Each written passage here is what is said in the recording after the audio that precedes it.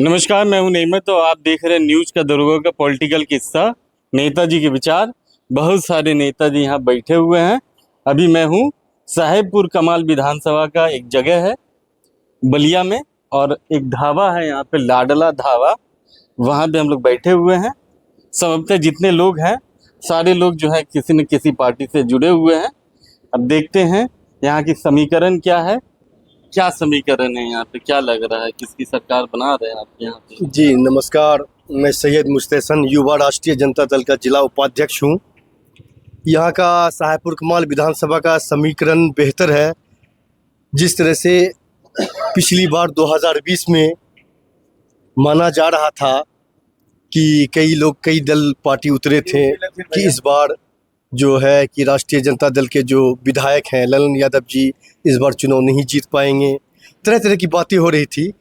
तो पिछली बार की तरह भी इस बार भी यही तरह बात हो रही है, लेकिन ऐसा कुछ नहीं, समीकरण बेहतर है और राष्ट्रीय जनता दल से जो है हमारे ललन यादव जी उन्हीं की वही जीत हासिल होगी। यहाँ पे देखेंगे तो महागठबंधन की चीजें जो है पूरा क्लियर है कि आरजेडी लड़ेगी और ललन यादव जी लड़ेंगे। एनडीए का समीकरण आप देखेंगे तो यहाँ पे दो लोग जो है, यहाँ पे दो पार्टी जो है जोड़ लगा रही है। एक तो जदयू जो कि परंपरागत तौर पे यहाँ पे लड़ती आ रही है, दूसरा अगर आप देखेंगे यहाँ पे लोजपा की भी तैयारी है। तो क्या लग रहा है, क्या समीकरण है इमरान साहब? देखिए, यहाँ का समीकरण तय है। यहाँ पे दावेदारी पहले भी हुई है, अभी भी हो रही है। जदयू में कम से कम एक दर्जन दावेदारी अभी तक पेश हो चुकी है। ये तो अच्छी चीज है ना। अच्छी चीज है, लेकिन ये एक दर्जन लोग 5 साल कहाँ रहते हैं, दिखाई नहीं देते।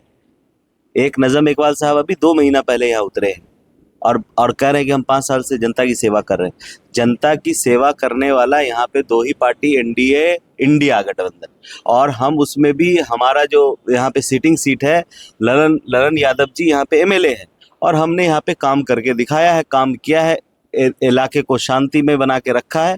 कोई झोल झमेला नहीं, और शांति से ये साहेबपुर कमाल विधानसभा चल रहा है। विगत अगर आप कुछ चुनाव को एनालिसिस करेंगे, 3-4 चुनाव को अगर आप देखेंगे या 5 चुनाव को आप देखेंगे, जदयू ने 3 बार माइनॉरिटी को इलेक्शन लड़वाया है और उसमें 2 बार जीते हैं वो।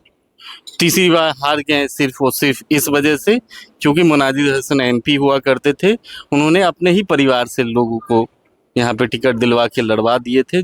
गलियारों में ये भी चर्चा है कि हो सकता है कि माइनॉरिटी से कोई कैंडिडेट एनडीए दे यहाँ पे, और जो आपकी दावेदारी है एमवाई समीकरण जो है उसको पिछले दफ़ा भी कई दफ़ा जो है तोड़ चुका है, भेज चुका है। तो क्या लग रहा है कि यहाँ पे माइनॉरिटी कैंडिडेट देगा तो आपका एमवाई समीकरण धराशायी हो जाएगा? सर, संभव ही नहीं है। जो चुनाव जदयू यहाँ माइनॉरिटी सीट लेकर जो जीती है 2005-2010, समय अलग था। अभी एनडीए के साथ रह के नीतीश कुमार जी ने सीए, एनआरसी, वक्फ कानून, इतना माइनॉरिटी को मतलब जड़ से काटने का काम किया है, तो माइनॉरिटी किस हिसाब से उनको वोट देगी? कोई सवाल ही नहीं, कोई संभव ही नहीं, कोई समीकरण ही नहीं बनता है कि माइनॉरिटी को यहाँ पे लोग पसंद करें। बीजेपी वाले बोलते हैं, एनडीए वाले बोलते हैं आप लोग डरा रहे हैं जनरल मुसलमानों को। वक्फ बोर्ड में देखेंगे तो वक्फ बोर्ड में आम इंसान, आम मुसलमान को कोई बेनिफिट नहीं था, ऐसा क्लेम है एनडीए वालों का। तो इस पे क्या कहेंगे? देखिए, वो प्रोपेगेंडा बनाती है, वो ये क्लेम की बात नहीं, ये है हमारा हक। जो वक्फ है वो हमारा हक है, और हमारे हक में संशोधन करके हमारे हक को कमजोर कर दिया गया है।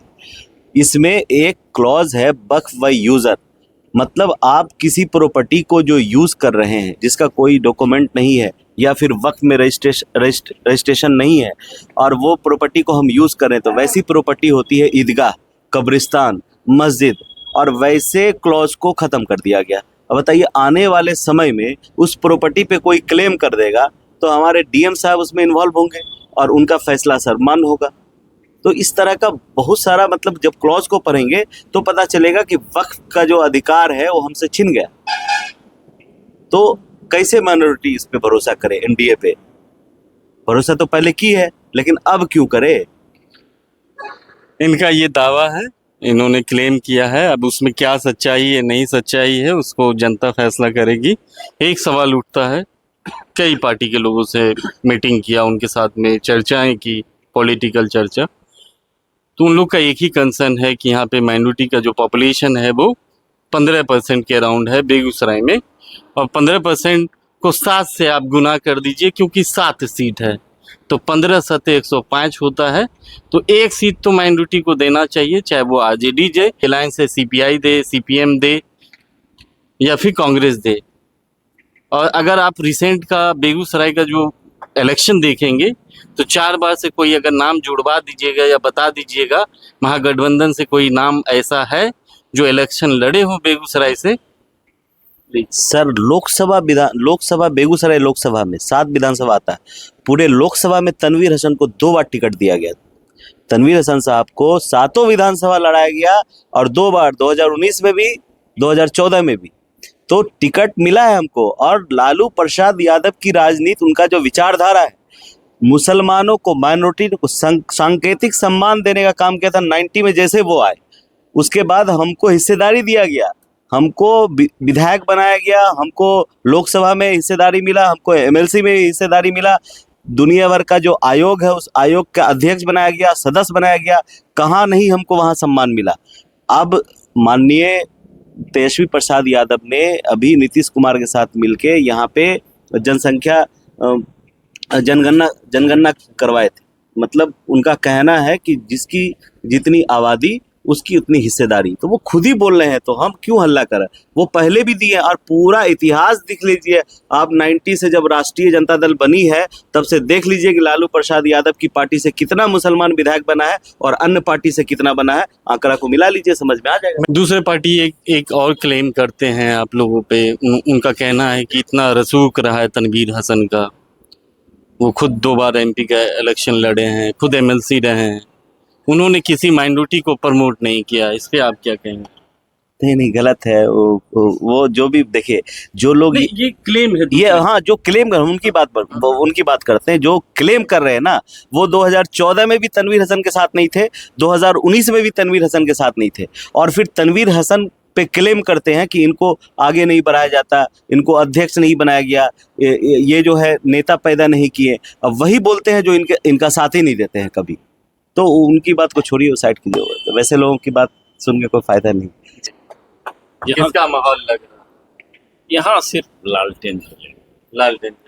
यहाँ देखिए, जो माननीय विधायक है उनकी जो कार्यशैली, उनकी जो पहचान, वो काबिले गौर है, काबिले तारीफ है, और आम आवाम से सहज उपलब्ध। आपको ऐसा विधायक बहुत कम मिलेगा। आप एक बार मिल लेंगे तो समझ में आ जाएगा। जो लोग नहीं मिलते हैं, तो कभी गए नहीं, जात के नाम पर, पार्टी के नाम पर उनका विरोध करते हैं। विरोध के लायक कुछ है ही नहीं।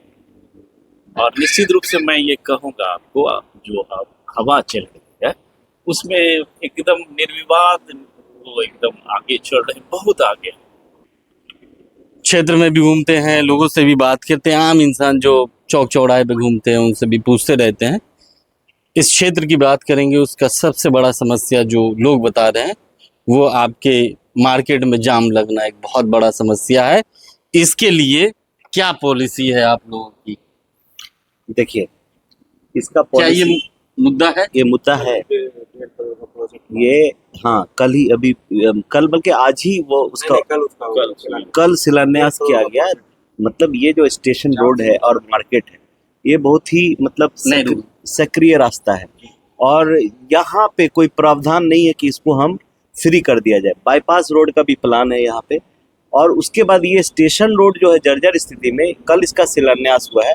लगभग 1.5 करोड़ का प्रोजेक्ट है। उसका फुटपाथ अलग होगा, मेन रोड अलग होगा, नाला होगा, चौड़ीकरण होगा। ये ऑलरेडी कल रिबन कटा है। वो समस्या ये बताया है कि पूरा डंडारी जो क्षेत्र है, रेलवे के उस पार, कुछ इस ब्लॉक के भी कुछ पंचायत आती है, तो उन लोगों का ये कंसर्न था कि एक फ्लाईओवर होना चाहिए। वो बहुत बड़ा समस्या है। ये फ्लाईओवर का समस्या, ये जो स्टेशन रोड है ना, स्टेशन रोड के बाद हाईवे है और हाईवे के बाद स्टेशन है। तो अगर ये फ्लाईओवर स्टेशन के उस पार गिरता है तो ये अच्छा हो जाएगा यहाँ की जनता के लिए, यहाँ के लोगों के लिए ये बहुत सुविधा वाला काम होगा। लेकिन ये बहुत बड़ा प्रोजेक्ट है और इसकी मांग आज से नहीं, तनवीर हसन साहब ने कई बार लेटर के माध्यम से, उसके बाद विधायक जी ने कई बार लेटर के माध्यम से, हालांकि 2005 से हमारी सरकार नहीं है, लेकिन हमने मुख्यमंत्री जी को बार बार चिताया है कि ये समस्या का समाधान होना चाहिए।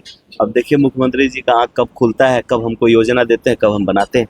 दोस्तों, इन्होंने क्लेम किया है कि चूंकि इनकी सरकार नहीं है, जिसके वजह से जो है विधायक इनके रहते हुए वो प्रोजेक्ट का काम नहीं हो रहा है। अगला एक कंसर्न ये है कि चूंकि जब हम बरियारपुर की तरफ जाते हैं, दियारा की तरफ जाते हैं, तो कुछ जो पंचायत है वो अक्सर जो है 3-4 महीना बाढ़ के पानी में ही डूबा रहता है।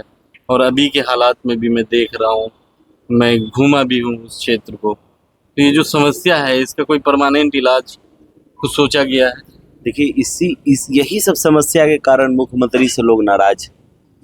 20 सालों से मुख्यमंत्री जी विराजमान है कुर्सी पे और 20 साल में कम से कम 22 बार बाढ़ आया और 22 बार भी सिर्फ क्या करते हैं कि 3500 रुपया अकाउंट में डाल देंगे, 7000 रुपया अकाउंट में डाल देंगे, बाढ़ पीड़ित को एक पॉलीथीन दे देंगे और सीओ साहब को बोलेंगे 2-4 गो नाव चला दो। लेकिन रिंग बांध, अगर उस जो मेन धार है, अगर वहाँ रिंग बांध बना के पानी को रोका जाए और व्यवस्थित तरीके से अगर उसको सलीके से पानी को रोक के रूट बदला जाए तो ये समस्या दूर हो जाएगा। लेकिन पता नहीं मुख्यमंत्री जी क्या कर रहे हैं। अगर आप लोग सोचता है कि विधायक जी क्या कर रहे हैं, विधायक जी का जो योजना होता है ना, विधायक जी को विधायक निधि जो मिलता है वो 4 करोड़ रुपया आता है, लेकिन 4 करोड़ रुपया विधायक जी के पॉकेट में नहीं आता, वो डीएम साहब के कोष में आता है। और विधायक जी जो अपने क्षेत्र का समस्या है उसको अपने लेटर हेड पे लिख के और वहाँ पे अनुशंसा करते हैं डीएम साहब के पास। डीएम साहब विभाग को भेजता है, जाके चेक करो कि सही में वो काम होना है कि नहीं होना। जब उस काम होना होता है तब फिर जाके उसको ठेकेदार को चिन्हित किया जाता है और पैसा देके काम कराया जाता है। तो इसमें क्या काम होगा बताइए? एक रोड बनेगा, नाला बनेगा, इससे ज्यादा कुछ होगा? और वो रोड नाला सैकड़ों बना है, वो उसका लिस्ट है हमारे पास, हम दिखा सकते हैं, सैकड़ों बना है। और असदुद्दीन साहब क्या करते हैं? वो संविधानिक तरीके से बात करते हैं। वो न्यूज़ पे बात करेंगे अच्छा लगेगा, सदन में बात करते अच्छा लगता है, लेकिन जब उनको राजनीति करना है तो राजनीति करने के लिए आपको जमीन पे उतरना होगा।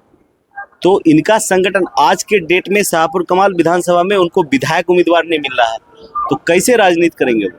और राजनीति करने के लिए किसी ये तो लोकतंत्र है ना, राजतंत्र तो है नहीं जो सिर्फ एक ही समुदाय को लेकर हम राजनीति करेंगे।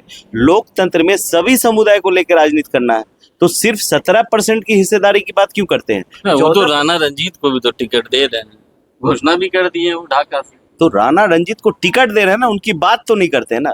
बात तो सिर्फ और सिर्फ 17% हमको क्यादत चाहिए, अपनी क्यादत मजबूत करो, यही नारा रहता है उनका। कभी बोलते यहाँ भी तो गोरेलाल यादव, यहाँ देखिए। और एक चीज इंटरेस्टिंग बात है, 2020 में जब वो बिहार आई चुनाव लड़ने तो अपनी क्यादत की बात किए कि अपनी क्यादत मजबूत करो, और हमको विधायक उम्मीदवार दे दिए गोरेलाल यादव जी को। उसके बाद बिहार में मुख्यमंत्री घोषित कर दिए उपेंद्र कुशवाहा जी को, तो फिर अपनी क्यादत कहाँ रहा? आप दूसरे को टिकट दे रहे हैं और हम हमारा वोट ले रहे हैं। तो लोग तो बेवकूफ नहीं है, अब तो लोग पढ़ा लिखा। अभी बोले डिजिटल इंडिया हो गया, जियो डिजिटल हो गया, लोग अब समझने लगा है कि कौन क्या कहना चाह रहा है, किसकी क्या मंशा है। कुछ शब्द रखना चाहते हैं इस विधानसभा को लेकर? मैं तो जब से राजनीति समझ आई मुझ में, मैं सिर्फ श्री लालू प्रसाद यादव को के विचारधारा को जानता हूँ और यहाँ शांति है, यही मेरे लिए काफ़ी है। विकास भी जो विपक्ष में रहकर विधायक जी ने किया वो भी बहुत अच्छा है और उम्मीद है कि 2025 में भी वो लौट के आएंगे। कोई बात रखना चाहते हैं, जनता से कुछ कहना चाहते हैं, आवाम से कोई मैसेज करना चाहते हैं तो प्लीज आप लोग। देखिए, हम अपने विपक्ष के युवाओं को, जो विपक्ष में हमारे, उन युवाओं को आपके माध्यम से एक संदेश देना चाहते हैं कि अमर अकबर, सुबोध, नजम, फौज तो तेरी सारी है, विरोधियों में घिरा हुआ ललन यादव अब भी तुम पे भारी है। जय राजद, जय लालटेन। Thank you so much. आगे भी आपको जो है इस तरीके का चौपाल हम लोग लगाते रहेंगे, लोगों से उस विधानसभा के बारे में हम लोग चर्चा करते रहेंगे।